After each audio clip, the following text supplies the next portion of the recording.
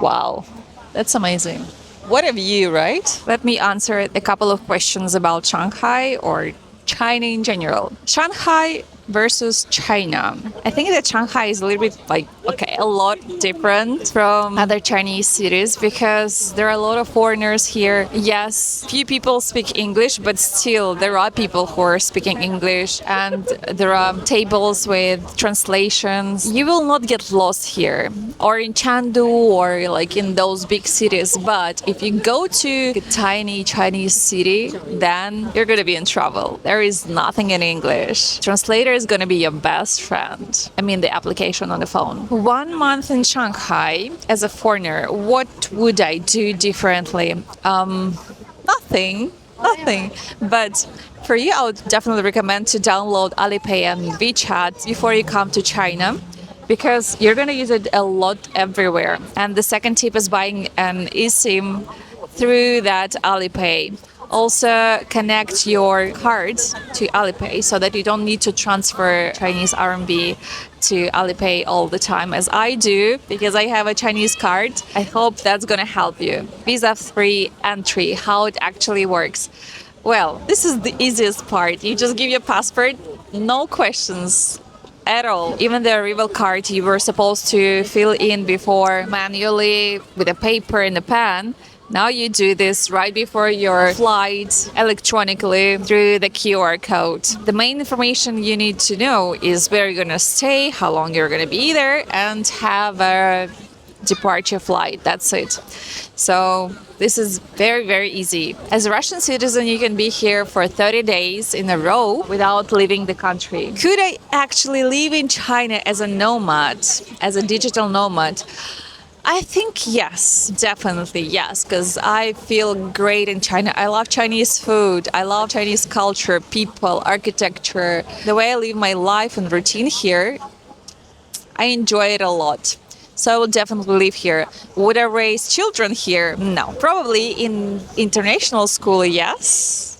But still, I think mostly no. As a chapter of my life before the kids, I would stay here. A person recording me somewhere, I don't know why. This is China again. I think I'm very Asian right now because I love the red beans, I love the rice, I love so many things in China which Europeans don't like. That I would definitely survive here, eating just the Chinese food. Tracking macros in China, nightmare or doable? Oh wow, this is a hard question. You definitely can do this. Yes, and you can do it anywhere, here as well, if you are flexible. But if you want to eat local food, it's mostly oily, unfortunately. Even though I like Chinese food a lot, but I try not to eat it. At the same time, there are cuisines. I mean, Chinese food is very different in many different parts of China, obviously.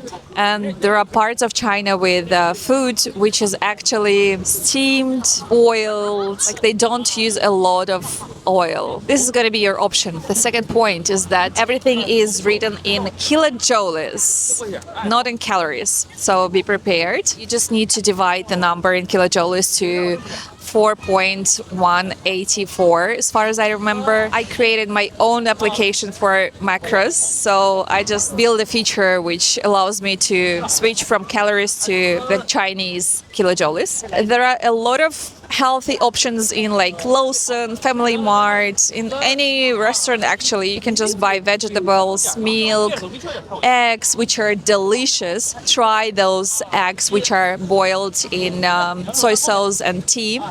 Amazing. My family misses them a lot and they actually ask me to bring the recipe so that they can cook them at home too. I personally cook at home here like 90% of the time because it's just safer for me. I even bought an air fryer even though I'm here for just a month. Where do I train in Shanghai? I go to the actual gym which costs around 200 RMB, which is so cheap in comparison with Bali. For example, in Bali I paid for the gym around $300, maybe a little more for a month. A lot of gyms here, a lot of options to stay healthy. If you don't have money for gyms, just go to the park and dance with grannies. They do it every single day. You can find them dancing or training or like doing whatever in every Chinese park. Try it. High protein eating in a country built on carbs. This is not the problem here. A lot of tofu, a lot of chicken, duck, beef, pork, any meat. You can find any protein. Paddle in Shanghai. Well, I personally found only a couple of quarts, which I haven't tested yet. I want to try them out. I have my racket with me, so I'll check it and definitely record a video about it. It feels like paddle is not so popular here. WeChat Alipay for foreigners in 2026. Easy yet. Very easy. Just connect your European cards to Alipay and pay wherever. Alipay is actually very, very convenient. You don't even need to carry your wallet or cards or anything. You have your phone with you all the time, so you have your money with you all the time. How expensive is the life here in Shanghai? Well, it's not very expensive, to be honest. I think it's approximately the same as my life in Bali or anywhere else. The apartment here I rent pretty cheap, $1,000 for a month. Still center, but not like this. Before I used to rent an apartment for more than $2,000, like 2.5 approximately. I think you can find any option according to your budget. The local food is very cheap, like very cheap. European food, well, I wouldn't say very expensive because it's still same price as in other European countries. But if you see how much Chinese food costs, you're going to be disappointed that the European food is actually very expensive. But if you have a low budget, try and eat Chinese food as much as you can. It's very delicious. Chinese cuisine is very flexible, very affordable, very delicious. And there are lots of variations of different dishes. Taobao for apartment outfitting. In my case, it saved me a lot of money. Yet, I spent a lot of money. When you see those prices, you want to buy anything you see. You need to control yourself. VPN situation here. Oh my God. I still struggle with finding the best, like at least a good VPN, to be honest, because those I have right now, they barely work. They work in the morning, then a couple of hours later, they stop and I switch from one to another. Stereotypes about China, which I want to prove or not. China is closed off, hard to visit. Not at all. It's the easiest country to visit.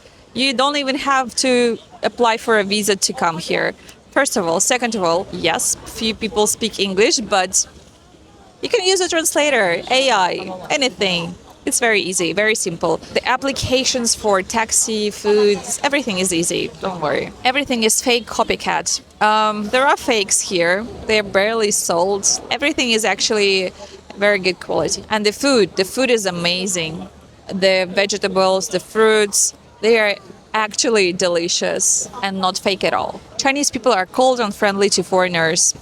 No, they're the cutest. I think Chinese are the warmest people I've met, as well as Balinese. Balinese and Chinese, they're amazing. They eat anything, dogs, cats, weird stuff. That's a stereotype. That's a huge stereotype. They don't eat dogs. I heard there is a province where there is a place where they do that, but in general, no. They do eat some parts of pigs or cows or chicken we don't usually eat and throw away. Even those are delicious. For example, I started to love Chinese chicken feet. So if you're open to try anything new, you will actually add some of the dishes to your daily menu. China is dirty, underdeveloped. Hell no. It's the cleanest country, actually. It's so clean here. They wash streets with different chemicals. Even if they seem clean, they still do that. China is the cleanest country I've ever seen, I've ever visited, to be honest. Nobody speaks English, that's true. Even when I try to ask for help, some Chinese people I meet in the streets, they understand what I say and they even reply in English to me that they don't speak English. And that comes from their shyness, I guess, because they can easily understand what you say. They learn English at school. The thing I've noticed, they are afraid to speak, like really speak. Everything runs on WeChat, Alipay, cash is dead. Definitely Definitely true. This is the fact. WeChat or Alipay is everywhere. Even the granny which is selling some green onion in the street just came here from her village for a couple of hours. She has a QR code so that you can actually buy that green onion with Alipay or WeChat. Everything is run by this. They work intensely. 996 culture is real. That's true. They are very hardworking. Domestic tourism is massive. Foreigners are a tiny minority. That's definitely true too. China is so big and there are so many beautiful places. So they actually spend a lot of time traveling in China because it is big. It has everything basically. The resorts, the mountains, the beaches, skiing, like everything. They have everything. I even think of coming to China for like a year or maybe longer and living in different parts of China for a couple of weeks, months, I don't know, just to explore China actually. And many Chinese people, they barely visit foreign countries because they travel in China. They have lots of places to visit here first. It's hard to know what's real online because of the firewall. This is also true. This is true. I have nothing to add. This is true.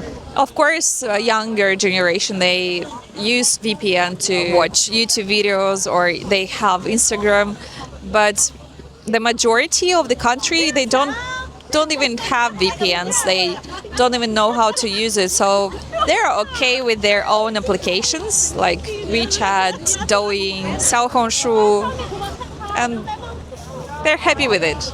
They don't need to know about the rest of the world if their life is very peaceful, happy, and convenient. Dating in China.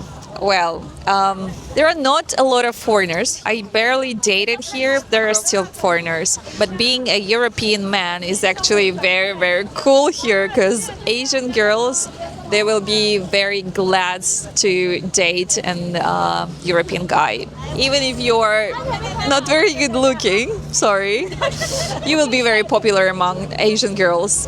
Okay, I think that's it for this Q&A. I see lots of people who want to take a picture or video here at my place, so I'll let them do that and continue my walk here.